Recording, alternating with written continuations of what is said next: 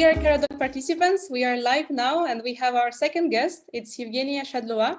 So my name is Eugenia Shadlova and I'm the French national contact point for Marie Skłodowska-Curie Actions. And today I will mainly tell you about the Marie Skłodowska-Curie postdoctoral fellowships, previously known probably by some of you as Marie Skłodowska-Curie Individual fellowships. So let's.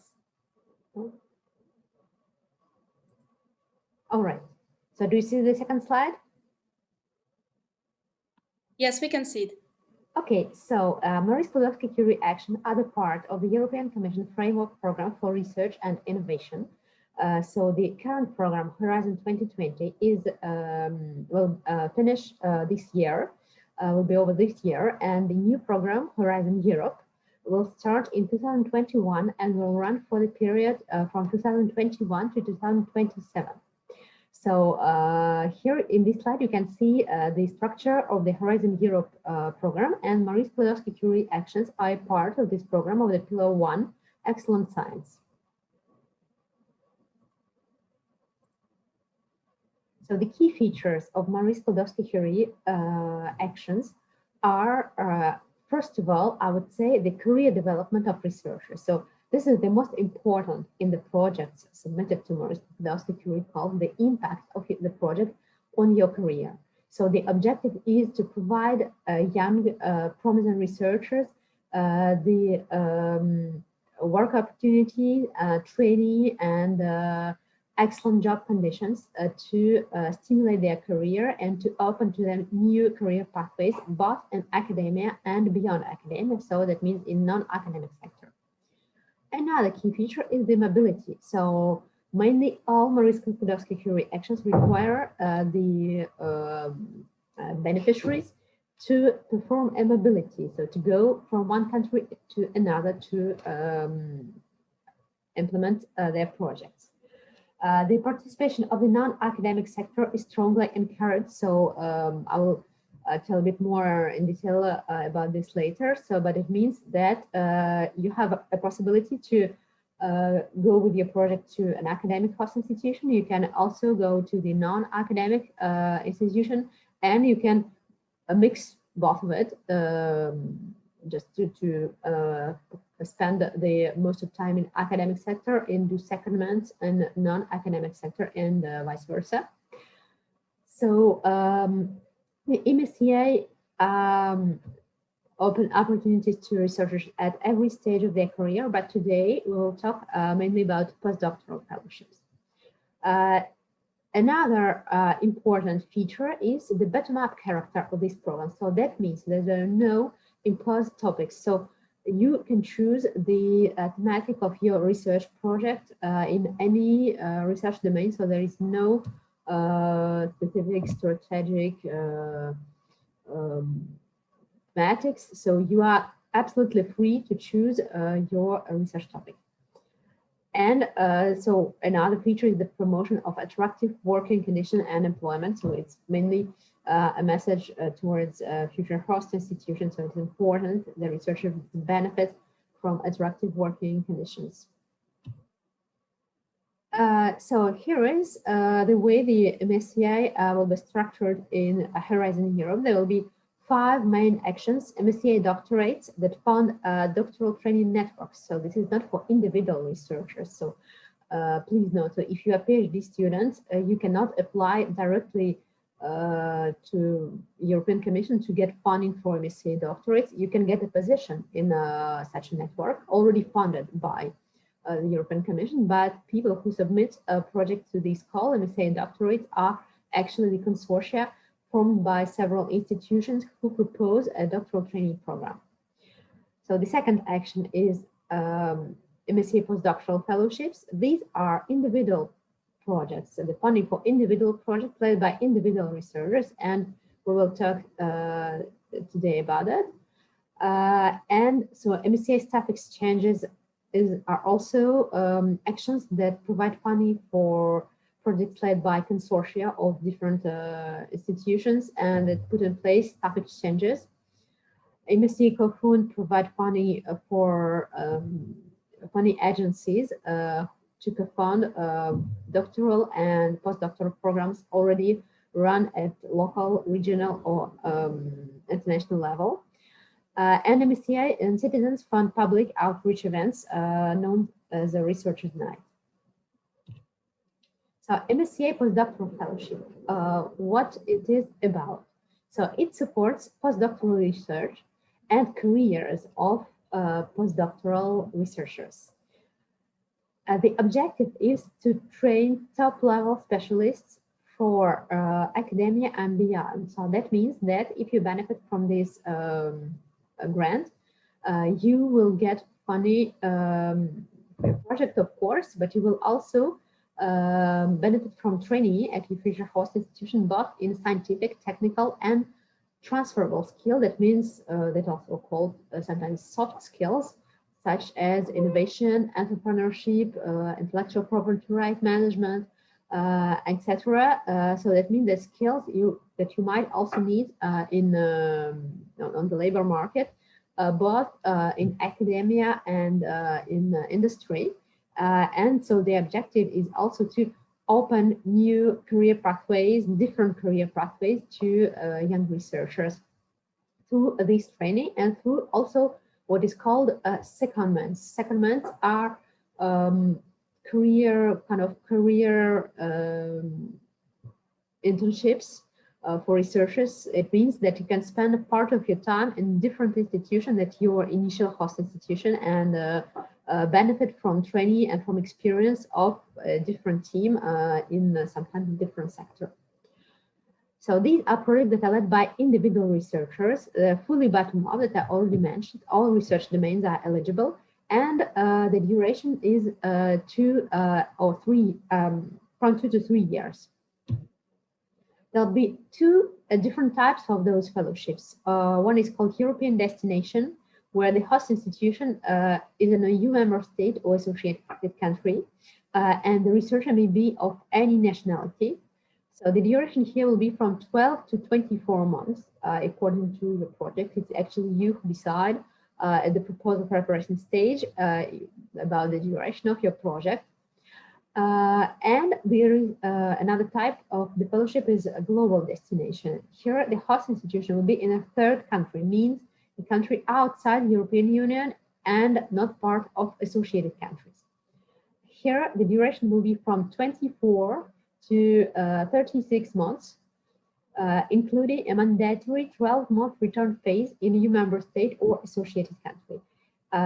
Here you will have actually two host institutions, one in a third country and one in the return phase country. And it is actually the second host institution that is in a return phase country who will sign the contract with the European Commission and who will employ you while you will go for up to 24 months to the third country. But these are details. You also have, as I already mentioned, to do secondments in other institutions than your host institution. So this is not mandatory, but this is a possibility. So such a secondment may last up to 1/3 of the total project duration, and it may be split in separate stages of shorter duration. There is a new feature in Horizon Europe that was not existing before.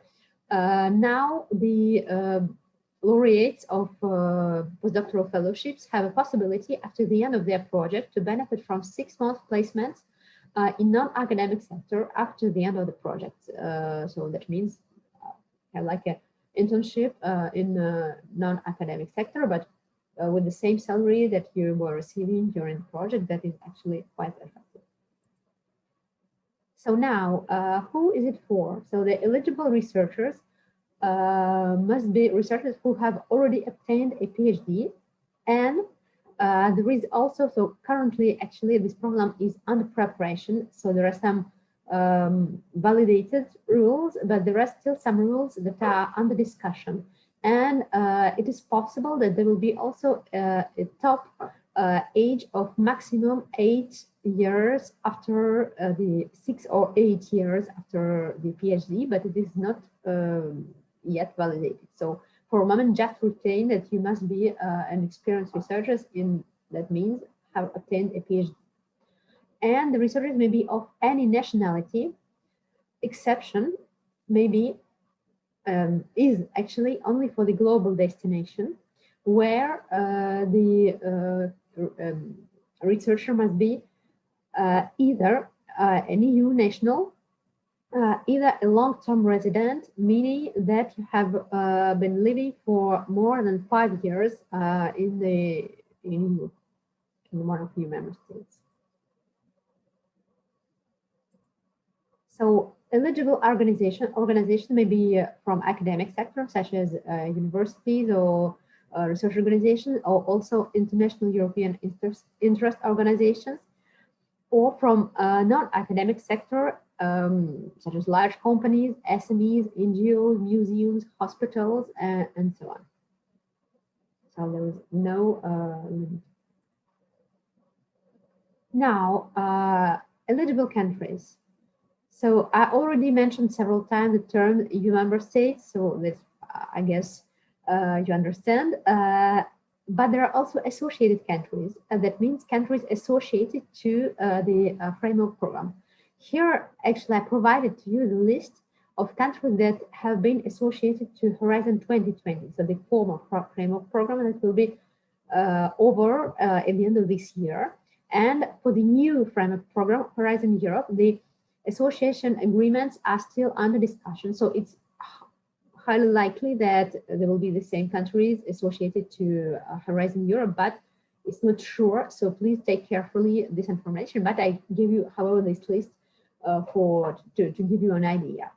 And the third countries are all other countries that are not part of the two first categories. So all fields are open to projects, and there will be 8 evaluation panels. So when you submit your proposal, you are free to choose your research topic, but you have to indicate the panel in which it will be evaluated. Sometimes there might be some interdisciplinary projects that are between 2 panels. So in this way, you should choose the panel where it brings the most important added value. The actors involved will be the experienced researcher, one host institution, and one supervisor. So at the moment you submit your proposal, if you are a candidate to a postdoctoral fellowship, you must have identified your host institution and your supervisor who will actually submit the proposal with you. So now just a few words about project organization and typical activities. So it is research, of course, but it is also a lot about training. So training on scientific skills, new techniques, instruments, training through research with the work on your project, and training on transferable skills that is also very important, such as IPR management, supervision, exploitation of research results, entrepreneurship, etc.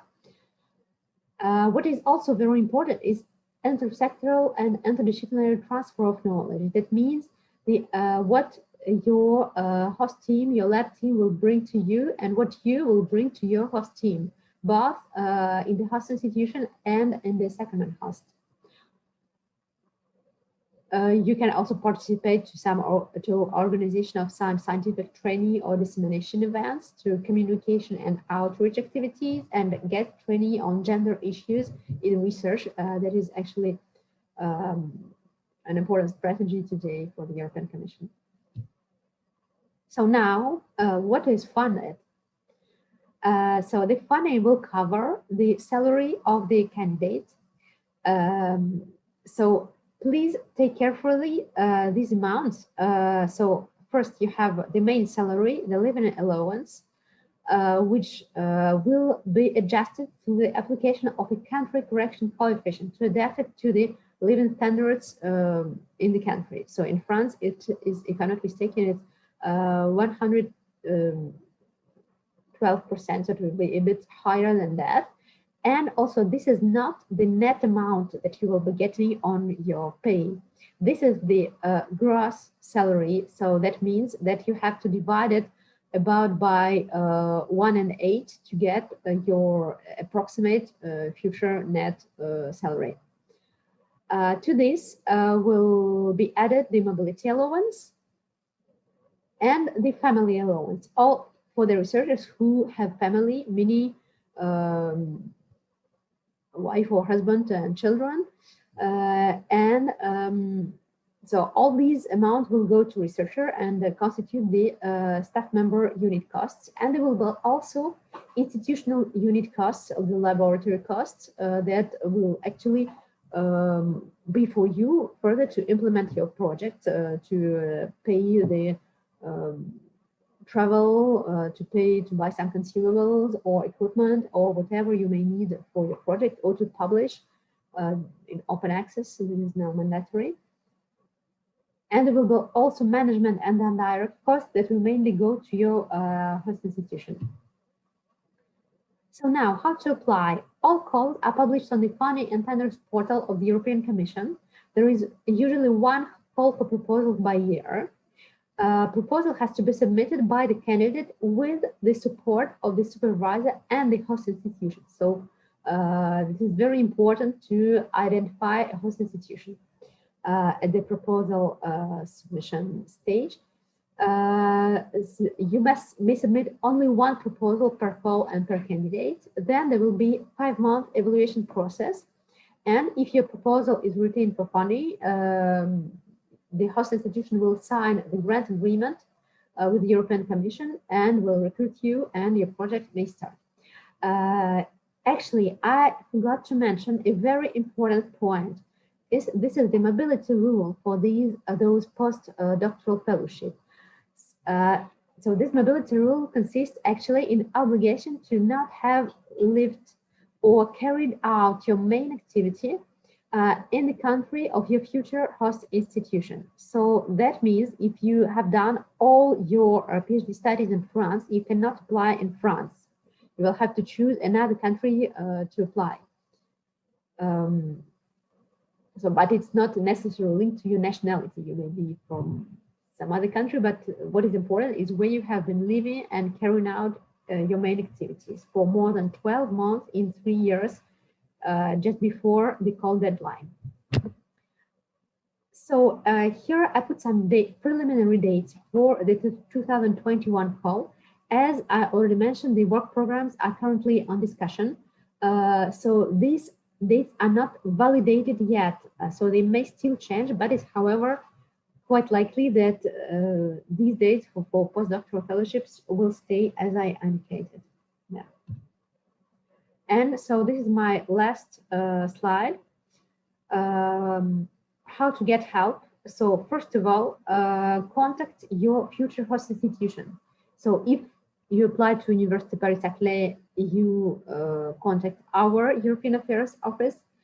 If you apply to another host institution in another country or elsewhere in France, you contact the host institution. Today, most of universities, research centers, and big enterprises have European Affairs Offices who have skilled staff who may help you with the proposal writing, preparation, and submission. Then, if you don't manage to find those people, those contacts, or if you have some very specific questions, you can also contact the national contact points. So, and here I put the address of the French national contact points for the Marie Skłodowska-Curie actions, though I'm a part of this team. And also some links to find information and resources. So Funding and Tenders portal is the portal where the calls are published, where you can find all detailed information and reference documents to submit your proposal. There is also a link on the MSCA page of the French national portal, where you can find information in French and different useful resources about how to submit your proposal. And there is also Net for Mobility Plus web platform, which is the website of the European network of the national contact points for Marie Skłodowska-Curie actions, which make available also a series of resources and information to help the proposers. So I'm over now, and I'm ready to answer to your questions.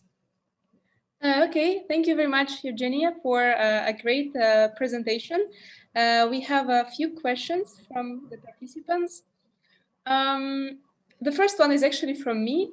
So I'm curious, from your point of view and from your experience, how competitive is it to apply for one of those positions? Because we see that indeed it's a great opportunity to grow professionally, and I can guess that it might be very competitive. So maybe you can give some numbers or some experience on this. Yes, sure. Actually, the success rates vary from 15 to 20%. And I will send you now in the chat box the link for the recent statistics. Okay, thank you very much. Thank you, Eugenia. You're welcome.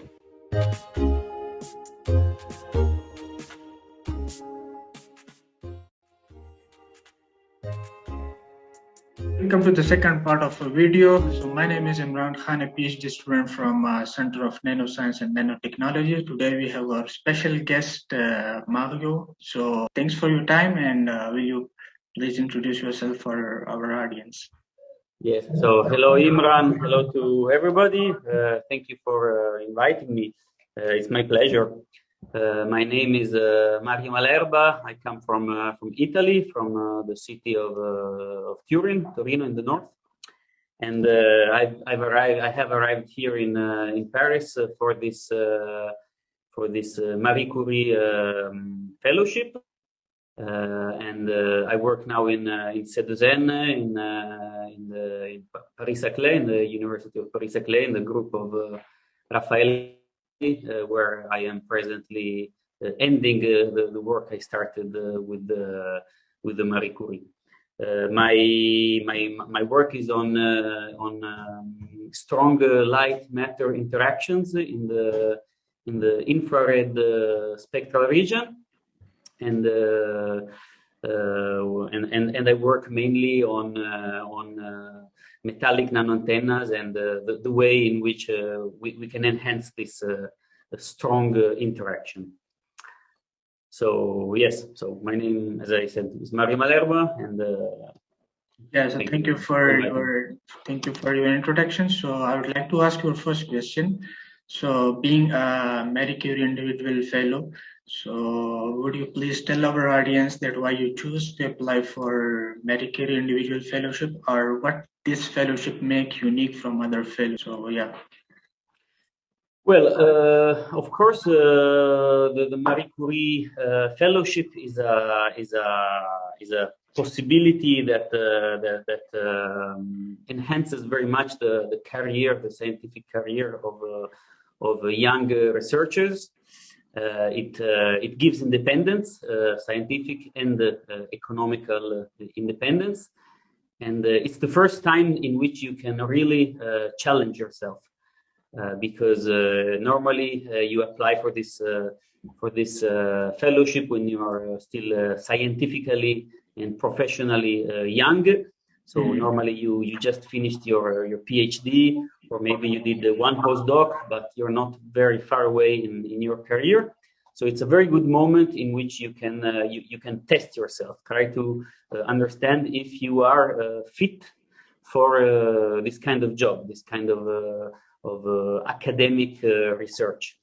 It is, I would say, a sort of a stress test, because you have to write a fellowship, a grant which has a lot of competition. So you have to win this grant against a lot of people that are trying, like you, to win the same thing. And this is in fact the part of the job of a scientific researcher. And so it's the first time in which you really try to do this yourself. It's a good opportunity as well to change country. Of course, it's very good for researchers to move away from the country in which you did your PhD. So Marie Curie, it allows you to change the country, testing other systems, other universities. And you start managing your own money. So you will have, of course, a supervisor with whom you periodically confront yourself. but it gives you the possibility for the first time of being responsible of even the financial aspect of research. So it's a launch pad for your career, let's say. Yeah, okay. Thank you for telling us the unique features of the individual fellowship. So, like if like for a future prospective PhD student or who loves to apply for it, so will you please tell us, like, when writing and compiling your application, what was your experience, particularly, like what was the challenging or difficult part in application process? Yeah. So, well, the fellowship is based on different chapters. There is a more scientifical part of the grant where you have to explain your project, the state of the art, and so on. And then there is a more, I would say, administrative and in some way bureaucratic part in which you have to explain which are the advantages not only for yourself but also for the group in which you go and for Europe and so on. I had a tougher time, I would say, to write this second part, because it's a part in which you have to really say the things that evaluating committee wants you to say. So in this sense, I was helped a lot from the European Affair Office here in the university. They helped me a lot with this part, which by myself I would have not been able to do. But apart from this, I would say that the main difficulties are, first of all, to do a good bibliography of what of your research topic. So the state of the art, that's a very important thing to do, and it takes a lot of time. So one has to think about this before applying. It's going to take a lot of time to study the whole literature. And then, of course, you have to have an interesting and new idea, because the fellowship is all about presenting a new idea, something that will convince the referees, the evaluation committee, that you have a good, authentic new idea, and you have to convince them. So that's not easy, of course. And not only this, but the idea has to be interesting for Europe. It has to be interesting for the society. You have to convince them that it will have some fallouts of something useful for the European community in general.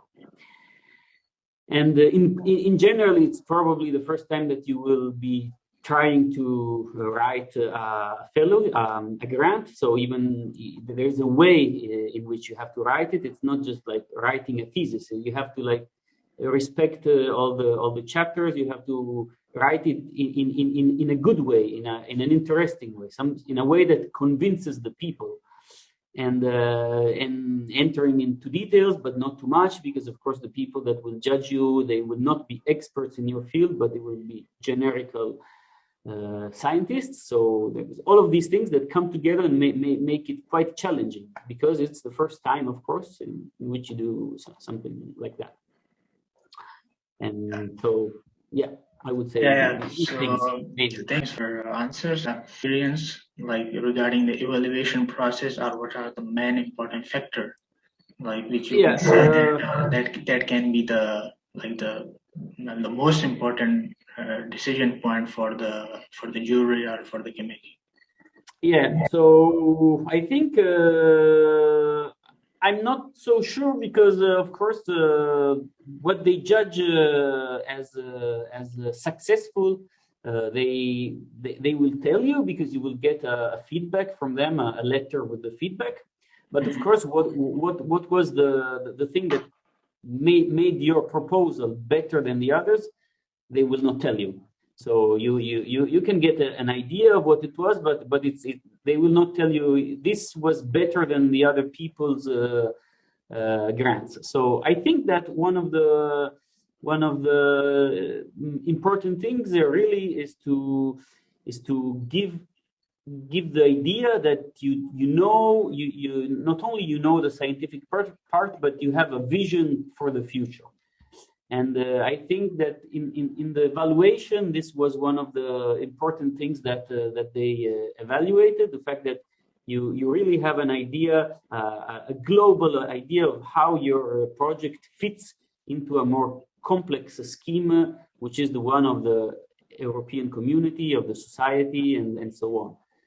I think they appreciate very much also the ideas that you have in how to vulgarize, so the outreach, the public, the general public with your results. So good idea is to propose scientific meetings, coffees, like organizing things where the people, the normal people, not scientists, like civil society can attend. Maybe some scientific fête de la science, the scientific fairs where the people can participate, and of course the scientific part, it has to be convincing, but this is obvious. So I would say the non-obvious things are these two: how to make it fit into a generic policy, how it fits inside the European Union's scientific policies, and how you will outreach to the public. This is something that is important to have in mind, and that is, I think, appreciated. Yes, okay, thank you for your answer. And like the last question I would like to ask, being in the third year of or the last phase of their PhD, what aspects they should be focused on, like before eligibility? So first of all, I would say you should have in mind that it takes quite a lot of time to write down the whole grant. So do not arrive late for this. You should imagine it's the first time you write something like that. So you should imagine it's going to take you probably 2 or 3 months to get something which is of good quality. And then I would say, once you have the idea, contact as fast as possible the group that you want to join, because it's good to discuss also with them, visit them, have idea, exchange ideas. Your project will probably improve a lot if you speak a lot with the people about your project.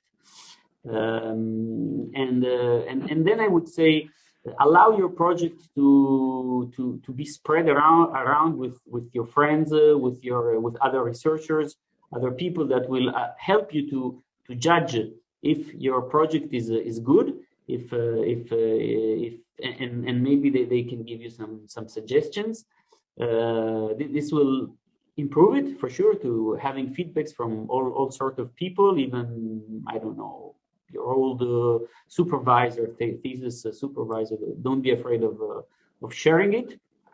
And for sure, ask the help even of your future supervisor and the European Affair office, because of course it's in the interest of everybody that you win the grant, because it's in your interest, but it's also in the interest of the hosting group, because you will be a free worker. You will go there, you will be paid by somebody else, so your supervisor will be very happy to have you there. You will not cost him almost anything, so he will for sure help you to write down a good project. So and in any case, the first most important thing is go for it. Do not fear. Do not be shy. The worst thing that can happen is that you don't pass it, but in that case, that's life. Who cares? It's gonna go the next time. So go for it and try it. It's gonna be a success in any case. Okay, so thank you for your time, and thank you for answering the question.